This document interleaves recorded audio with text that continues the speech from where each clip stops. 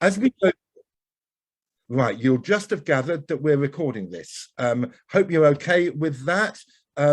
If you're not comfortable with it, can you turn off your video? We'll also be taking screenshots every now and again during the session. So if you're not comfortable with that, do please turn off your video, because otherwise we're going to assume you're happy with it. Last bit of housekeeping: at various times during the AGM, you'll have the opportunity to vote in a poll. Can you please make sure that you're a member of VONNE before you vote? It's only VONNE members that can vote on this, but to be frank, there's nothing enormously controversial that we're planning in the voting. Should we go straight into the AGM then? Nobody's going to squeal or shout. No, let's just go straight into the AGM. And the first bit then is the minutes of the AGM held last year. Now that's pretty dull. Members were sent them. It's absolutely standard. I'm hoping that you're just going to be happy to approve them, but it is something we need to do. So I'm proposing the approval of the minutes of the AGM last year, November the 19th, 2020. And Carol, with a bit of luck, is about to put a poll up on the screen to give you a chance to say, I hope that you do approve. How's that going, Carol? There's a bit of an issue, so we might have to just come back to that in a second. I need to log out and log back in again. I'm sorry. Okay, well, just take me one. Okay, we'll pause for a moment on that just to see, because we've got quite a few polls that we need to be running, so we do want to make sure that that system is working if it can. I'm wondering if there's another clever way we can do this. There is a poll up actually, Paul. The AGM minutes poll is up and active as far as I can see. Right, it's not on my screen. I wonder if is it on other people's screens. I'm seeing a few faces and everybody's shaking their heads. Okay. So, if you look at the bottom of the screen next to the chat function, there's a polls thing. It looks like a little graph. If you click on that, it will open the poll for the minutes.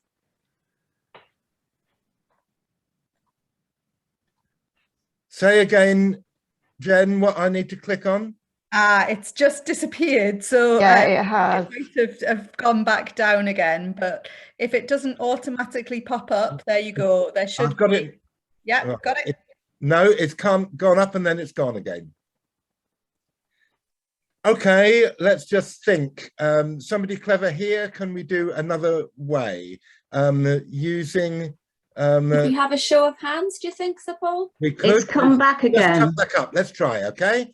Who agrees the minutes from 2020? You need to click either for or against. I rather hope you're going to click for and then click submit on the bottom right. And then who is in a position to monitor and tell me when enough people have clicked? I can do that. Needed another couple of seconds. Okay, that's good.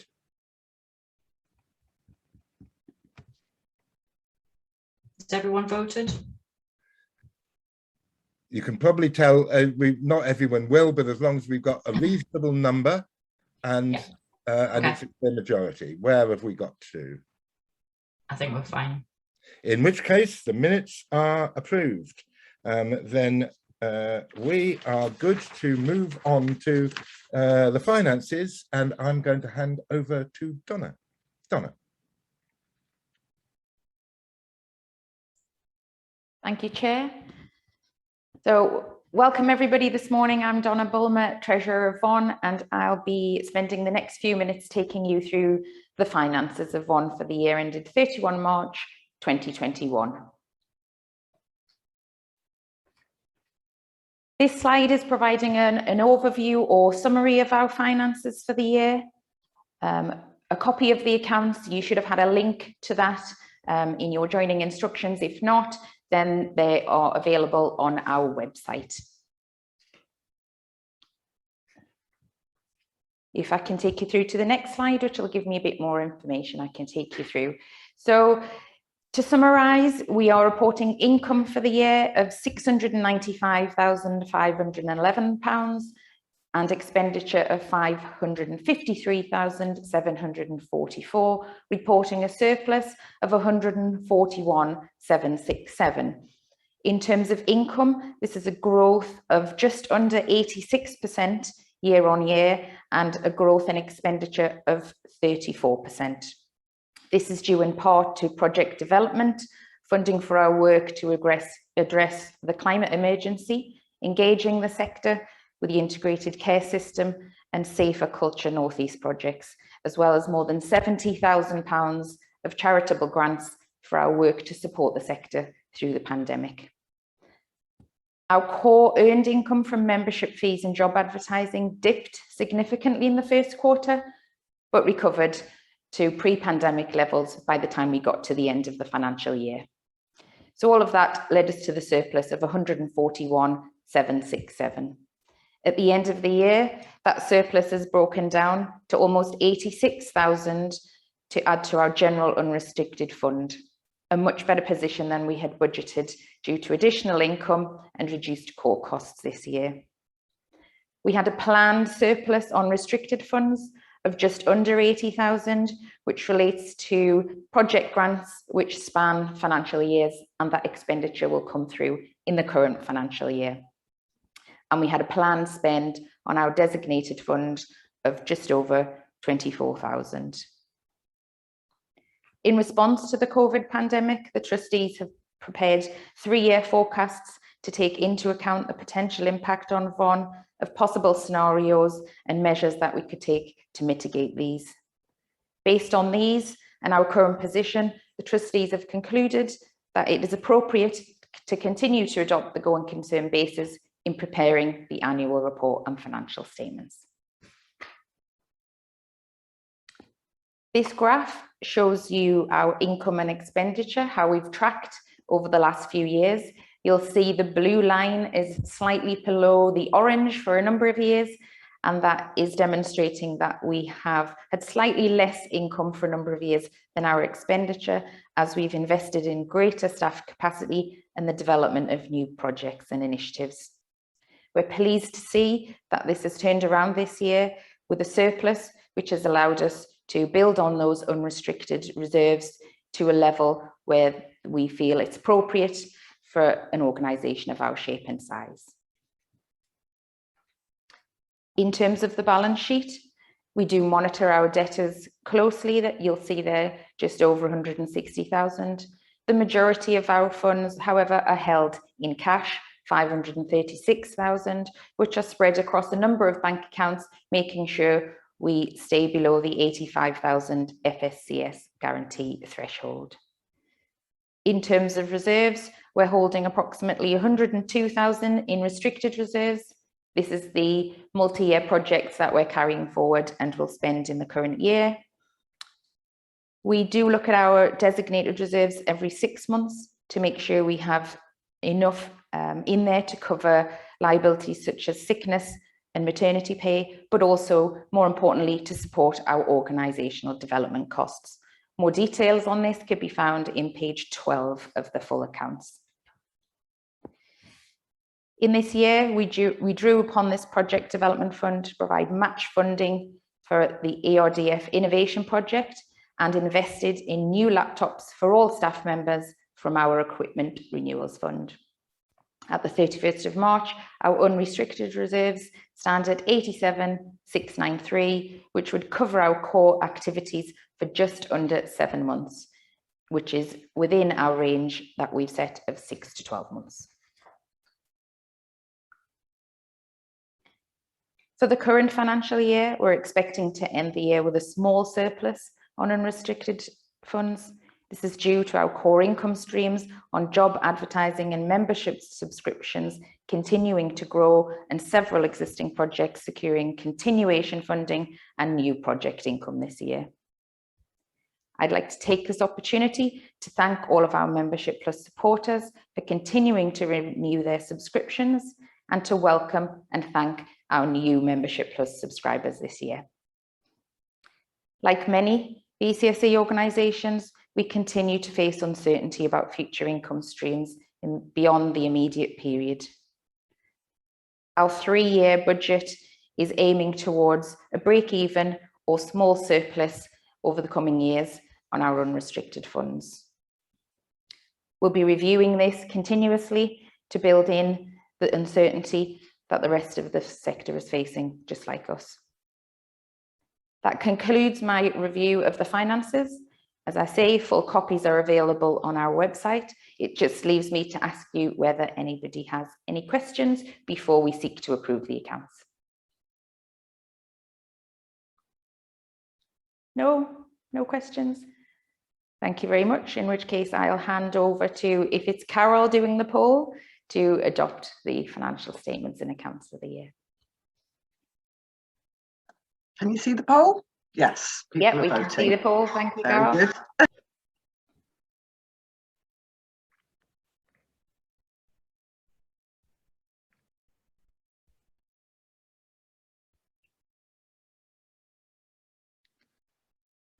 If somebody can let me know how we're getting on with the poll, as I'm not voting in that poll, that would be fantastic. Yeah, I think we're okay. In which case I'll hand back to Paul. Good, thank you. And thank you, Donna, not just for that presentation, but your colleagues and friends, you'll have seen we're in a good financial position. After 6 years of running deficits, we've now got a surplus and we're hoping for a further surplus this year. Obviously, particular thanks to our membership for contributions, for your subscriptions, but also for working with us, which means that we've been in a position to attract grants. But thank you for Donna for the quality of the oversight that's been provided. Now, we're regularly audited. We have a very good set of auditors, Reed Milburn. I want to propose that we continue to use Reed Milburn as our auditors for the coming year. You'll have a poll up there. I hope you will support the board's recommendation of Reed Milburn for the appointment of auditors. Okay. Good, that's great. Thank you. We've appointed the auditors and we now go into what's happening with the trustees. We're like any other organisation. We have fixed terms of office, and so a number of people have come to the end of their terms and have needed to stand down. I've got a list up on the screen here. Fiona Wharton has been providing legal support as well as being a trustee. David Barker has been a wonderful vice chair and one who has been an enormous support to me over the years, and we're going to miss him very much. Mike Pratt from Northumberland Wildlife Trust has been particularly influential in helping steer our climate change and environmental work. And David Robinson from Tees Valley just has such understanding of organisational development and management. He's been a really important source of strength to the organisation. And last but least, and we'll come back to it, I've reached the end of my second term and I've had to stand down. So there's the 5 trustees that are standing down. As a consequence, we've got a few spaces to fill, and let's just go through. First of all, there's 4 trustees who we don't need to ask for your vote on. They've been on, they're wanting to remain on, and it's independent trustees, the board appointments. This is to let you know the board is wishing to reappoint Stephen Duckworth, Edward Kanonga, Jenny Clark and Donna Bulmer, the treasurer. So they will all continue on. We also intend to appoint someone in particular to replace Fiona Wharton. It's been really valuable to have a lawyer as one of our trustees, and Colin Hewitt from Ward Hadaway is keen to join, and we're very keen to have him on board. So he will also be joining the board from the next meeting. But now we come on to the need to elect, and I'm really pleased to say that we've had a number of really powerful nominations that have come through from member organisations, and I'm going to take this poll in a sweep, please. We've got Jane Kingston from Connected Voice, John Carling from Catalyst Stockton-on-Tees, Sandra Coulter from Silverline Memories, and Victoria McMahon, Arts, Culture and Heritage Adventures. Really good to have such an array of different interests and backgrounds and skills. And so we've put all 4 of them up on the board. We're hoping that you will support the board's recommendation of all 4 of them to join the board. I'm doing my voting, and I hope that others will do the same thing. Can someone tell me when we're sufficiently done? Still a couple coming in, bear with me. Yeah, I think we're fine. Well, that's just great. which leads to the final bit, which is I also am having to stand down. Wish I wasn't, but it's the rules. It's the governance rules. I've had a really enjoyable 6 years chairing VONNE. It's particularly lovely to be finishing at a time when we're financially stable, where we're in a position of growing, where we have a staff team that has been an unadulterated joy to work with. But life is like that, and in particular, what I'm maybe most pleased about is that I'm in a position to be handing over the chair to Alison Dunn, who's been a trustee of VONNE for a spell, and many of you will know her already, but here's just an opportunity to introduce you to Alison as the new chair of VONNE. Alison, I hope you enjoy it. If you only enjoyed it half as much as I did, you'll have a ball of a time over the next few years. Alison. Thank you, Sir Paul. Well, you can imagine I'm absolutely delighted to be appointed as the new chair of VONNE. It's an exciting, if challenging, time for the sector. Lifting our voices to influence policy and practice is going to be more important than ever before. But Sir Paul, as you can imagine, leaves me with very, very big shoes to fill indeed. He's done a superb job as chair of VONNE over several years, as you've just heard him describe, never once running over time in any of the meetings that I've attended. And as we all know, that is the sign of a phenomenal chair, the true test of brilliance. So during his tenure, he's brought financial stability to the charity. You've just seen Donna present our accounts. We're making a surplus this year for the first time in several years. But just as importantly, he's created a really engaged and active board of brilliant trustees, and I'm really pleased to be working with the board that we have at VONNE. Sir Paul's represented VONNE on a number of strategic and advisory boards, to include the North East Child Poverty Commission, and he's been instrumental in supporting VONNE in our role convening the North East England Climate Coalition, which is a mouthful. I should have practiced that one. A cross-sector coalition across the Northeast region to tackle the climate emergency, ecological collapse, and the need for a just and transition for our people and communities, something he's exceptionally passionate about. He's dedicated huge amounts of time to this to get this initiative off the ground, engaging our strategic partners, securing development funding, and chairing the coalition's steering group. A role I'm really pleased to say that he will continue to perform on our behalf. So thank you, Sir Paul, for continuing in that role. So we're very sad to see Sir Paul step down as chair today. I'm very sad to see Sir Paul step down as chair. I've learned a huge amount from him in the 3 years that I've been engaged in this board. He's made such a contribution to the charity. But before you all start reaching for your tissues, as I'm sure you will be, I've got some good news. I'm delighted to announce today that Sir Paul will continue to bring his influence, his charisma, and his huge vibrancy to support our work by taking up an ambassadorial role as VONNE's first ever president. So if we were here in person, we'd be making a presentation of a gift to support to thank him for all that he's achieved on our behalf, but we're digital, so I'm not able to do that today, but hopefully he's not going to let me down, and he's going to be able to show you what he's been presented with. Well, I have to say that it's the first moment I've just seen it. It's been a little bag next to my desk. I wasn't allowed to look at it, but it looks absolutely lovely. And it says, appointed to Sir Paul Ennals on the occasion of his appointment as president of VONNE in recognition of his outstanding contribution to the organisation. That's just lovely. I really, really appreciate it. Do you know, I'm really embarrassed. I'm also embarrassed because, as you said, I try to keep to time, and now we're running over. Well, on that very note, Sir Paul, back to you to chair the rest of the day. Thank you very much indeed. And I think we need a virtual round of applause. Colleagues, thank you, and let me hand over now to the wonderful Chief Executive of VONNE, Carol Botton. Carol. Hello everyone. I'm going to try and be as brief as possible to get Paul's timekeeping back on track. So it's my job today to give you an overview of the work that we've been doing, but for the second time I'm off the hook because I don't have to give a presentation. All I have to do is press play on a video. But before I do that, this slide just reminds you all about what VONNE is all about. And I suppose I just want to draw out our 5 strategic aims towards the bottom of this slide across 3 key areas of work: information and intelligence, partnerships and collaboration, and support and resilience.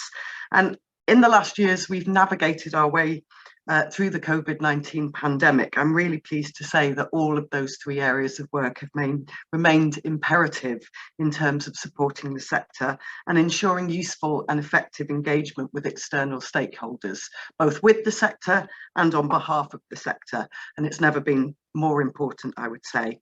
If you want to find out more detail, if the video whets your appetite to read more about what we've been up to in the last year, please do take a look at our trustees annual report, which is in the published accounts.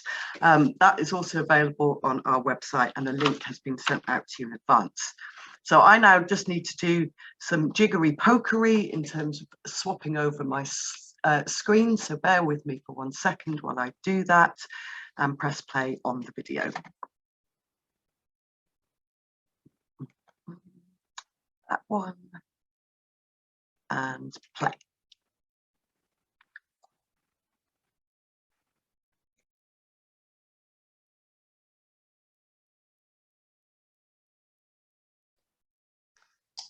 Carol, there's no sound.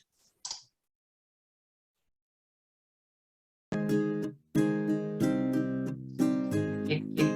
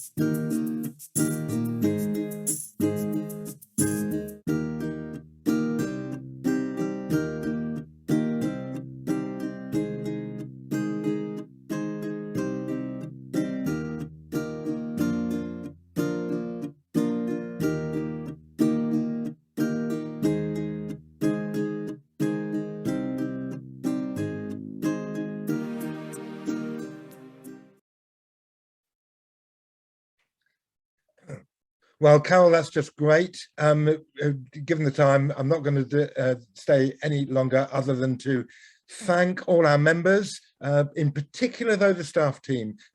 We say this every year, but I think this year we will all know has been maybe more challenging than any of us have known, and the staff team has just stood up to that wonderfully. Thanks to the funders, thanks to all our partners, thanks to all of you for being members of VONNE, thanks to my board member collaborators, and that's enough thanks. And let's close the AGM and let's go straight on. A bit late, I do apologise, Anne. Anne is conference chair and Anne Fry, Deputy Chief Executive.